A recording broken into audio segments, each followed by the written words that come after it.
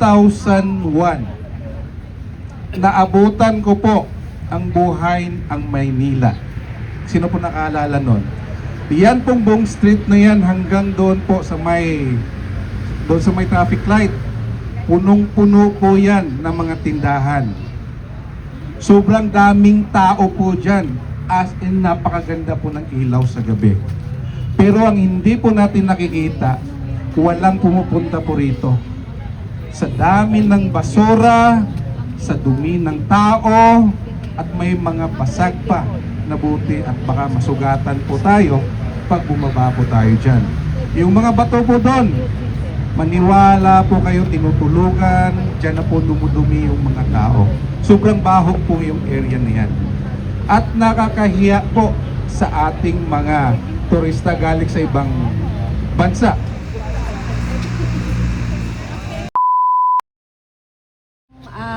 In behalf po ng DENR, nagpapasalamat po kami sa United Filipino Global sa pag-volunteer po sa paglinis po sa Manila Bay Walk, Dolomite Beach. Sana po hindi po ito ang una't huli po na pagpunta niyo po dito sa Dolomite kasi isa po ito sa legacy po ni PRRD. Muli po, maraming salamat po. My warmest greetings to the United Filipino Global and to all the volunteers gathered today for the Clean Up Drive in Dolomite Beach. Kinikilala ko ang inyong dedikasyon sa pagpatuloy ng rehabilitation ng Manila Bay.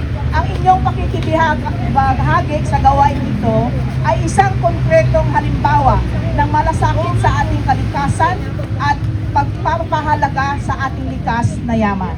Sa pamamagitan ng inyong pagkakaisa, ipinapakita ninyo ang bawat Pilipino ay may mahalagang papel sa pagbuo ng isang mas malinis at mas ligtas na bansa para sa ating lahat. This event holds a special significance as it honors the legacy of former President Rodrigo Roa Duterte.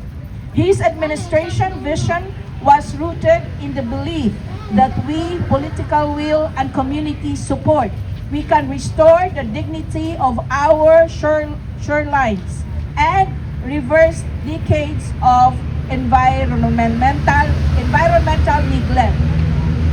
Sara Z. Duterte, Vice President of the Philippines. Shukran. Magandang umaga po sa inyong lahat. Tingnan nyo naman. Gising daw po tayo mula alas 4 ng madaling araw, pero ito tayo fresh na fresh. So, diba? Maraming salamat po una sa ating buong may kapal, sa ating mahal na Diyos. At maraming salamat din po sa DENR, sa United Filipino Global founder si Ma'am Gemma Soto, I'm Emily Barameda, her co-founder po ng United Filipino Global. At lahat po na OFWs from Hong Kong, Bahrain, saan pa? Saudi, China, saan pa po galing yung iba? UK po, nandito kami. Tapos sa Seminay, maraming salamat po at nandito sila at tinanggap nila ang request ng Ma'am Gemma namin para pumunta sila dito na makaber din po tayo. Yes! Lagi po natin silang kasama. Ang sinasabi po natin palagi ay tatag lang. Diba? Tayo po ay mag-focus lang kung ano man po ang legacy ni Tatay Digong, kung ano man po ang advocacy sa ating kanya-kanyang grupo, ang DEBS, tapos ano pa ba yung ibang grupo dito. Maraming salamat po, nandito din ang ating international band, nandito po tayong lahat. Ngayon po, taos puso po kaming nagpapasalamat sa inyong pagdalo sa pagtanggap ninyo po sa imbitasyon ng United Filipino Global sa Dolomite Clean Up Drive. No, mula po sa aming puso. Maraming salamat po. Kayo po ay nag-efforts na gumising ng madaling araw para po makadalo sa Clean Up Drive na ito.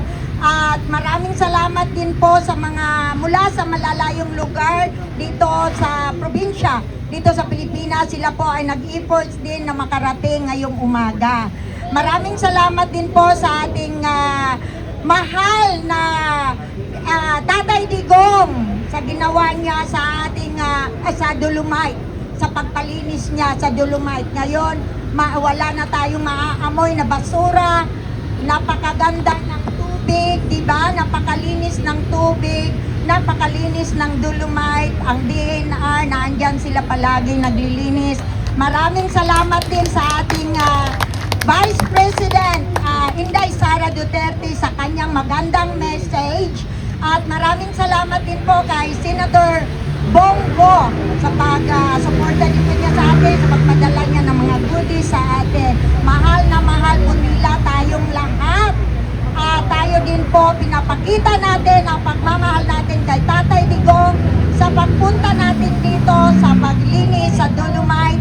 At kahit nasa malayo siya, ramdam na ramdam po niya ang pagmamahal nating lahat. Kami po sa nagbabiyahe from London to The Hague. Nagkita-kita din po kami ng Ma'am Gemma doon. From Philippines din yung iba, kung saan-saan lugar. Kahit nandun lang po kami sa harap, hindi namin nakikita si Tatay Digong. Pero alam natin lahat, alam namin na Mabuhay ka, kapatid! Mabuhay ka! alam natin na naramdaman ni Tatay Digong. Alam niya kahit nasa loob siya, nakakarating sa kanya kung ano kadami ang mga tao na sa labas. Ngayon po mga kasama natin doon, kahit makapal ang snow, ulan, nandoon po sila. Kaya maraming salamat po sa kanilang lahat sa suporta. Maraming salamat po. Magandang umaga po sa ating lahat. At Assalamualaikum warahmatullahi ta'ala wa barakatuh po sa ating mga kapatid Muslim. Alam niyo po, una sa lahat, pasalamatan po natin si Ma'am Michelle. Kasi sila po ang nag-alaga. Hi Ma'am, congratulations po. At huwag po nating kalimutan ang ating Blue Warriors. Palakpakan po natin sila. Dahil araw-araw po, andyan po sila para maglinis sa ating Dolomite. Alam niyo po, mga kapatid, pasalamatan din po natin ang aking Vice Chairman for OFW International po sa PDP, si Ma'am Gemma Soto po. Dahil sa initiative nila na maglinis at ipakita sa ating mga kababayan ang pagsustina sa ating Dolomite na mas malinis at magandang tanawin ng ating mga kababayan at ang ating mga turistang foreigners. Sabi nga ni Ma'am Michelle kanina sana maabutan din namin na naliligo sila dyan. Alam niyo po mga kapatid, 2001, naabutan ko po ang buhay ang Maynila. Sino po nakaalala nun? Yan pong buong street na yan hanggang doon po sa may traffic light. Punong-puno po yan ng mga tindahan. Sobrang daming tao po dyan. As in, napakaganda po ng ilaw sa gabi. Pero ang hindi po natin nakikita, walang pumupunta po rito. Sa dami ng basura, sa dumi ng tao, at may mga basag pa na buti at baka masugatan po tayo pag bumaba po tayo dyan. Yung mga bato po doon, maniwala po kayo, tinutulugan, dyan na po dumudumi yung mga tao. Sobrang baho po yung area niyan. At nakakahiya po sa ating mga turista galing sa ibang bansa dahil sinasaway po nila ang Maynila daw po ay marumi. Ngayon, sasabihin ko po at hinahamon ko yung congressman na nagsasabing iimbestigahan po niya ang Dolomite na to. Alam niyo po mga kapatid kung bakit siya galit? Dahil sa panahon po ni President Rodney Duterte, para po malaman ng lahat kung saan humuhugot itong tao na to. Kilala ko po yung tao na to. Tinanggal po siya ni President Rodney Duterte sa kanyang posisyon doon sa Urban Poor Department yata yun dahil sa issue ng pagnanakaw. Sino ngayon ang magnanakaw? Di ba? Huwag ka pong magturo. Tingnan niyo po ang ginawa ng mahal na President Rodney Duterte para po sa ating bayan. Hindi lang po to pang sariling interest at kumita dito. Kasi po, ang iniisip po siguro niya, may kumita. Baka siya po ang may nakita. At hindi natin alam. Alam niyo po, minsan po, tandaan po ninyo mga kapatid, yung mga oportunistang politiko na yan, wala po silang karapatan sa ating bayan. Bakit? Dahil ang pinapahirapan po nila ang ating bayan, ang ating mga kababayan, dahil po puro po sila toro, pero wala rin din namang nagawa sa kanilang mga posisyon, kundi magpasarap ng buhay. Di ba po? So paano po tayo ngayon uunlad?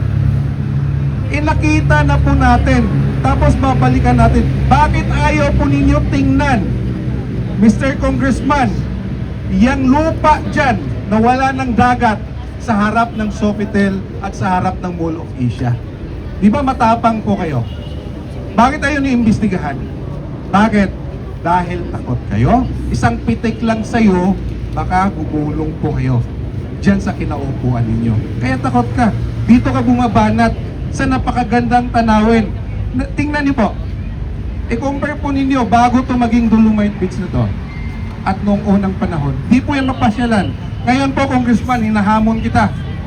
Silipin niyo po ang sinasabi mo para isampal sa mukha mo yung mga pag-isip mong hindi maganda sa dating President Rodney Duterte.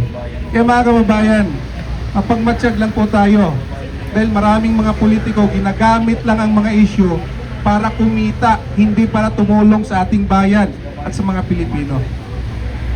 Kaya sa ating mga kababayan, sa ating DNR, MMDA, DPS, lahat po na nagtulong-tulong po dito sa Dolomite Beach po, maraming salamat po dahil kayo po ang mukha ng ating bayan. At magandang umaga po sa ating bayan. Isigaw ang nadarama, Pilipinas muling magsama-sama. Pilipinas, Duterte pa rin ang tunay na nagmamahal sa atin. Laban niya ay laban